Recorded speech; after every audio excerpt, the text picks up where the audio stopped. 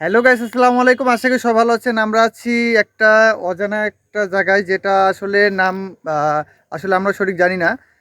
দেখুন আপনারা, এখানকার মানে অনেক বহু বছরের পাথর এখানে পড়ে আছে, যেটা অনেকে জানে না। এখানে অনেক বহু বছরের বাসা থেকে ছিল, নদীর ধারে এটা অবস্থিত। তো এখান থেকে ভেঙে ভেঙে ধীরে ধীরে এখান থেকে ভসে চলে গেছে, সেটা আসলে কেউ জানে না। এখানে দেখুন আপনার পরিস্থিতিগুলো, পাথরগুলো দেখুন কতটা ক্ষুদ্রতর। এবং এখানে এখানে মনে করেন কয়লা পর্যন্ত এখানে আছে। দেখেন এখানে কয়লাগুলো আপনার কেউ আসে নিয়েও না। আর আমাদের যদি মানে টাউনের এলাকায় যদি কোনো গাড়ি থেকে কয়লা পড়ে যায়, তবে ওখান থেকে কিন্তু কয়লা মানুষ অনেক কুড়ে নেয় বা বেসে বিক্রি করে। কিন্তু এখানে দেখুন, পাথরটা দেখুন অনেক মানে কি আর বলবো, আপনারা দেখে বুঝতে পারতেছেন ভিডিওটার মধ্যে।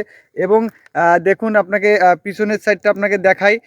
আসলে আপনাদেরকে না দেখলে বুঝতে পারবেন না। এই দেখুন এখানে এখানে কিছু দুইটা পাথর পড়ে আছে, দেখুন কত সুন্দরভাবে, এটা না বলার মতো। আসলে দেখুন এমনভাবে অবস্থিত হয়ে আছে, একটুর জন্য কিন্তু পড়ে যাবে। মনে করেন বোলালেই এ পড়ে যাবে, এরকম অবস্থা আছে, কিন্তু তা কিন্তু কখনোই না। এখানে অনেক কাজ চলাচল করে, উঠে বসা করে, অনেকে ছবি তুলে, বাট অনেকে আসে ঘুরে, অনেকে ছবি তুলে গেছে। আমরা লাস্ট পর্বে আসলাম, আমরা দুজন অনেক দূর থেকে আসছি, প্রায় কয় কিলো হতে পারে, 200 না, প্রায় 200 কিলোমিটার হতে, 200 কিলোমিটার হবে এটা অবস্থিত। দেখুন আপনারা কিভাবে পাথরটা এখানে আটকে আছে, এটা মানে আসলে ম্যাজিকের মতন, আসলে মনে হয় জাদু করে কেউ গেছে।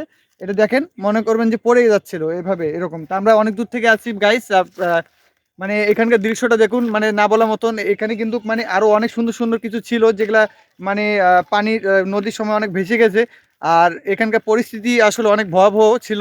এখন পানি শুকনার কারণে সবাই বাড়িঘর থেকে চলে গেছে এখান থেকে। আসলে আমরা অনেক দূরে আসছি গাইস,